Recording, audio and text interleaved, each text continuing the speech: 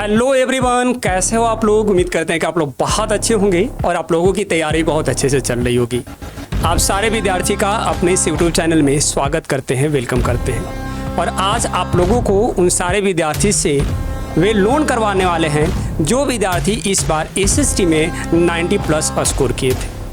और जब हम पढ़ा रहे थे तो सारे विद्यार्थी को बोले भी थे कि अगर आप लोग 90+ स्कोर करते हो तो हम अपने स्टूडियो तक लाएंगे और आप सभी लोगों को बहुत ही बढ़िया से स्वागत करेंगे। अब आप लोग खुद बताइए कि आप लोगों को स्टूडियो तक लाएं या नहीं लाएं। Yes sir. लाए ना?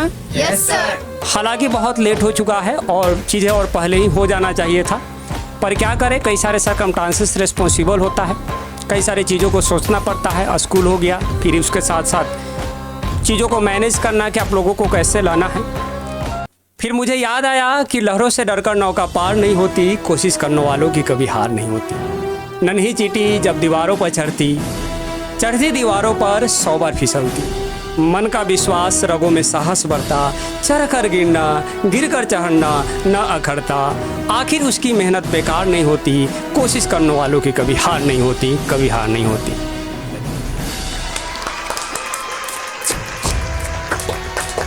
और ये जो हम लोगों ने कोशिश किया है, हम लोगों ने मतलब हमने और आपने दोनों। एजुकेशन जनरली माना जाता है कि वन साइडेड है, लेकिन एजुकेशन वन साइडेड कभी नहीं होता। एजुकेशन 2 साइडेड होता है। एक तरफ टीचर हैं तो दूसरे तरफ विद्यार्थी है। सपोज करो कि हम बहुत अच्छा पढ़ा रहे हैं लेकिन आप अच्छे से नहीं पढ़ रहे हो। आपसे पूछ रहे हैं कि वैसे सर्कमस्टांसेस में बोर्ड में अच्छे नंबर ला पाओगे क्या? आ पाओगे? सेकंड सर्कमस्टांसेस को हम लोग लेते हैं कि हम बहुत अच्छे से नहीं पढ़ा रहे हैं, आपकी समझ बहुत अच्छी है, आप चीज़ों को बेहतर से पढ़ रहे हो। आप बताओ कि ऐसे सिचुएशन में भी आप लोग अच्छे नंबर स्कोर कर सकते हो क्या? No sir. कंप्लीट एजुकेशन तभी हो पाएगा जब हमारे साइड से और आपके साइड से, दोनों साइड से अच्छे से मेहनत की जाएगी और अच्छे से रणनीति बनाया जाएगा। और रणनीति से मुझे याद आया कि जो टॉप स्कोरर यहाँ पर है उनका नाम नीति है। मैंने रणनीति का आधा पोर्शन तो उनका नाम में ही है। शायद यही कारण है कि उनका रणनीति बेहतर था कि एसएसटी में मात्र उनका 4 नंबर कटा है, 96 नंबर आया है। बाकी जो विद्यार्थी हैं, बाकी विद्यार्थी का भी बहुत अच्छा नंबर आया है, 80 और 90 के बीच में है। अब चलिए एक एक कर सारे विद्यार्थी का इंट्रोडक्शन करवा देते हैं। आप जो बोलते हैं कि सर स्माइल कीजिए, सही ये बात हकीकत है कि ऑनलाइन में हम उतना स्माइल नहीं कर पा रहे हैं जितना कि क्लास में करते हैं। क्लास में तो एकदम फनी माहौल बना हुआ रहता है।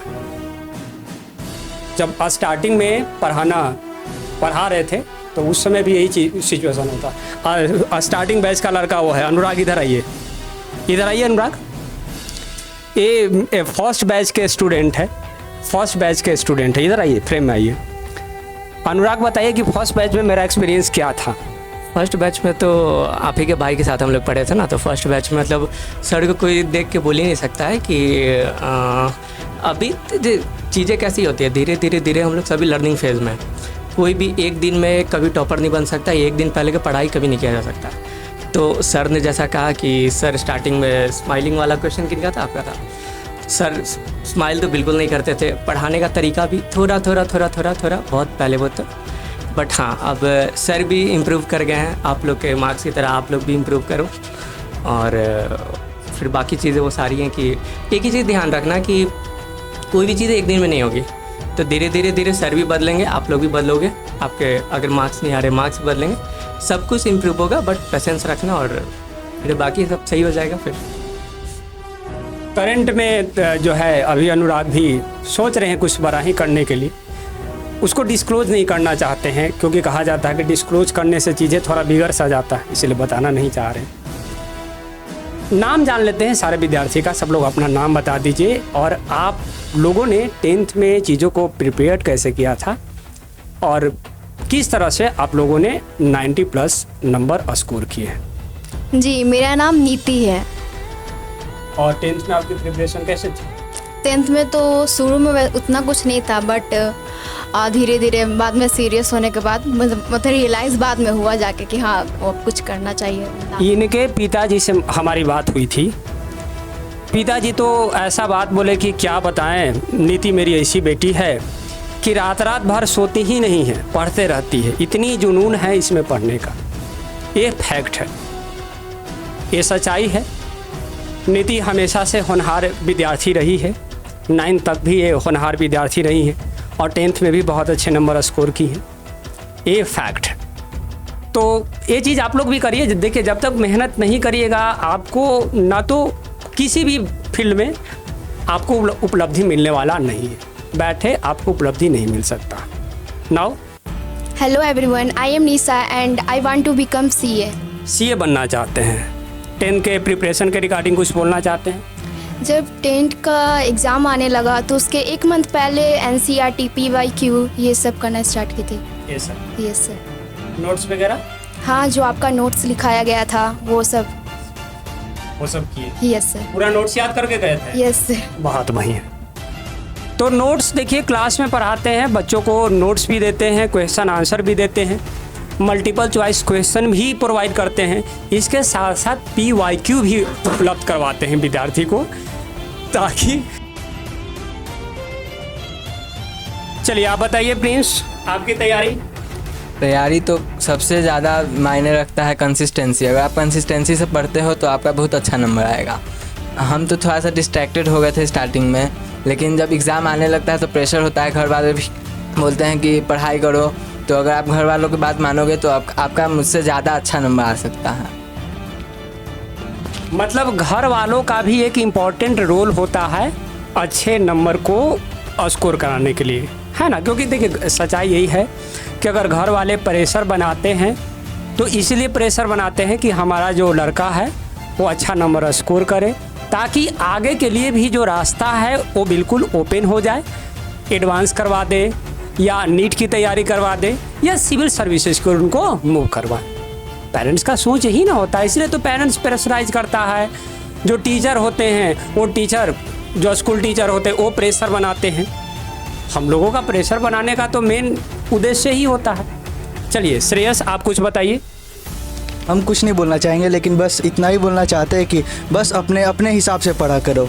अगर तुम्हारा मन 2 घंटा पढ़ने में लग रहा है तो तुम 2 घंटा पढ़ो। किसी के प्रेशर को ज़्यादा लोड मत लेने दो, जितना हो सके उतना पढ़ो, लेकिन दिल से पढ़ो। अब ये मेरा ये कहने का ये मतलब नहीं हुआ कि आपका मन कर रहा है बस 5 मिनट पढ़े तो ना पढ़े, बस ये नहीं। आपको पढ़ना है, इतना पढ़ना है जितना आपका दिल करे, बस एकदम अच्छे से पढ़ना है। इनका कहने का मतलब है कि अगर 2 घंटा भी अगर पढ़ रहे हैं तो पूरी इत्मीनान से पढ़िए कि 2 घंटा में जो भी पढ़ रहे हैं उसको आप 100% एब्जॉर्ब कर पा रहे हैं। यू मीन टू से? चलिए बहुत अच्छा। लेकिन हाँ, इसका मतलब ये नहीं कि 2 मिनट पढ़ गए कहीं भाई 2 मिनट पढ़ने का मन है, तो ऐसा नहीं। शॉर्ट वीडियो भी चल रहे हैं इंस्टा पर, तो शॉर्ट वाला काम नहीं करना है। अंकित, आप कुछ बोलना चाहेंगे? मैं बस यही बोलना चाहूँगा कि सोशल मीडिया से डिस्ट्रैक्शन नहीं होना चाहिए। अगर डिस्ट्रैक्शन हो गया तो उसके कारण आपका नंबर भी बहुत कम हो जा सकता है। मेरे 9th में बहुत कम नंबर आए थे, उसका केवल एक ही रीज़न था, वो था सोशल मीडिया। हाँ, 9th में जब PTM हुआ था तो अंकित के फादर आए थे, बोले थे कि अंकित बहुत ज़्यादा सोशल मीडिया का यूज़ करते हैं। फिर अंकित को हम बैठाकर बहुत अच्छे से समझाए कि सोशल मीडिया चलाने का बहुत लंबा उम्र है, लेकिन 10th बोर्ड करने का बहुत लंबी उम्र आपके पास नहीं है। 1 साल ही आपके पास बचा हुआ है और उसके बाद से बिल्कुल सोशल मीडिया का बाइकआउट किए और आज इन्होंने बहुत अच्छा नंबर बोर्ड में स्कोर किया है। अब एक ऐसे विद्यार्थी से इंट्रोडक्शन करवाते हैं जो विद्यार्थी पूरे 10th क्लास में रिलैक्स मोड में थे, फिर भी उन्होंने बोर्ड में अच्छा नंबर स्कोर किया है। वो अर्क है। मेरा उद्देश्य उस बच्चों से जो 9th से पास आउट होकर अभी 10th में आया, मेरा कहना यही है कि पढ़ाई को आप स्ट्रेस और टेंशन से पढ़ेंगे तो ये आपका रिजल्ट बेटर नहीं आएगा। आपको टाइम स्पेंड जब मन करे जब आप टाइम स्पेंड करें पढ़ाई में, बट आप टाइम ज़्यादा ही दे स्टडी पे, क्योंकि आपका रिजल्ट उसी अनुसार आएगा जितना आप टाइम अपने स्टडी पे दिए हैं। और मेरा ये कहना है कि कम नंबर से आप नहीं डरे। कम नंबर मुझे भी आए थे, मेरे फ्रेंड्स सबको भी आए थे, वो सब भी स्ट्रेस लिए, बट आप फोकस करिए स्टडी पे, आप अचीव ज़्यादा करिएगा, रिजल्ट में आपको वो दिखेगा। बहुत बढ़िया। मेन है कि मतलब कि आप पढ़ रहे हो, आप में एक आत्मविश्वास होना चाहिए कि आप अच्छे से पढ़ रहे हो और जो पढ़ रहे हो उससे आप अच्छे नंबर स्कोर कर सकते हो। चलिए एक बार क्लैपिंग कर लेते हैं। और इसके साथ साथ आप सभी विद्यार्थी का हम शुक्रगुजार हैं कि आप लोग आए हैं।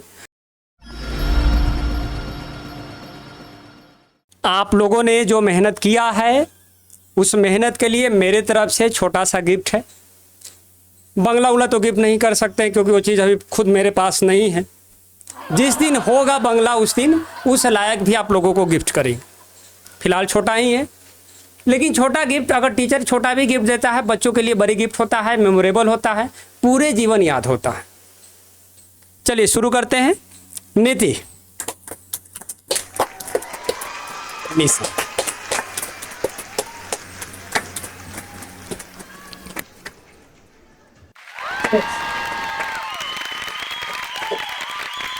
बताइए कितना में बात करें।